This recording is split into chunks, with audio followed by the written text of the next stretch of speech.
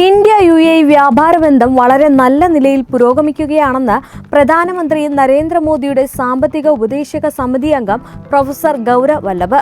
അടുത്ത 3-4 വർഷത്തിനുള്ളിൽ ഇന്ത്യയും UAEയും തമ്മിലുള്ള എണ്ണ ഇതര സ്വർണ്ണമടക്കമുള്ള വിലയേറിയ ലോഹ വ്യാപാരം $100 ബില്യൺ ഇരട്ടിയാക്കുക എന്നത് നേടിയെടുക്കാവുന്ന കാര്യമാണെന്നാണ് ഗൗരവ് പറഞ്ഞിട്ടുള്ളത്.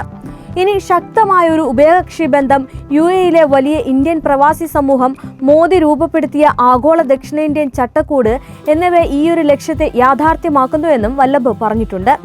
CEPA ഒരു ആരംഭ പോയിന്റ് മാത്രമായിരുന്നുവെന്നും അദ്ദേഹം കൂട്ടിച്ചേർത്തു. താരിഫ് തടസ്സങ്ങൾ നീക്കം ചെയ്യുന്നത് കവാടം തുറക്കുന്നുണ്ട്. പക്ഷേ താരിഫുകൾക്കിപ്പുറമുള്ള സംഘർഷങ്ങൾക്ക് നിരന്തരമായിട്ടുള്ള പരിഹാരം ആവശ്യമാണ് എന്നും ഇതിന് 2 രാജ്യങ്ങളും പ്രതിജ്ഞാബദ്ധരാണ് എന്നും വല്ലഭ് ചൂണ്ടിക്കാട്ടി. ഈ $100 ബില്യൺ ലക്ഷ്യത്തിലെത്തുമെന്ന് തനിക്ക് ഉറപ്പുണ്ട് എന്നും അദ്ദേഹം പറഞ്ഞിട്ടുണ്ട്. അതേസമയം വ്യാപാരത്തിൽ ചെറിയ സംഘർഷങ്ങൾ ഉണ്ടാകുന്നത് സ്വാഭാവികമാണ് എന്നും അദ്ദേഹം പറഞ്ഞു. ഇന്ത്യയിലെ ഫുഡ് പാർക്കുകളുമായിട്ട് UAE $2 ബില്യൺ വാഗ്ദാനം ചെയ്തിട്ടുണ്ട്. അവ വേഗത്തിൽ പ്രവർത്തനക്ഷമമാക്കണമെന്നാണ് അദ്ദേഹം പറഞ്ഞിരിക്കുന്നത്.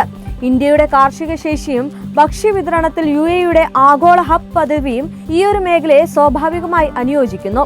ഇന്ത്യയുടെ പ്രതിഭാപൂളും 2017 മുതൽ AI, റോബോട്ടിക്സ്, ക്വാണ്ടം സാങ്കേതിക വിദ്യകൾ എന്നിവയുടെ UAEയുടെ നിക്ഷേപങ്ങളും കണക്കിലെടുക്കുമ്പോൾ ഒത്തുചേരലിന് വലിയ സാധ്യത ഉണ്ട് എന്നും വല്ലഭ് പറയുന്നുണ്ട്.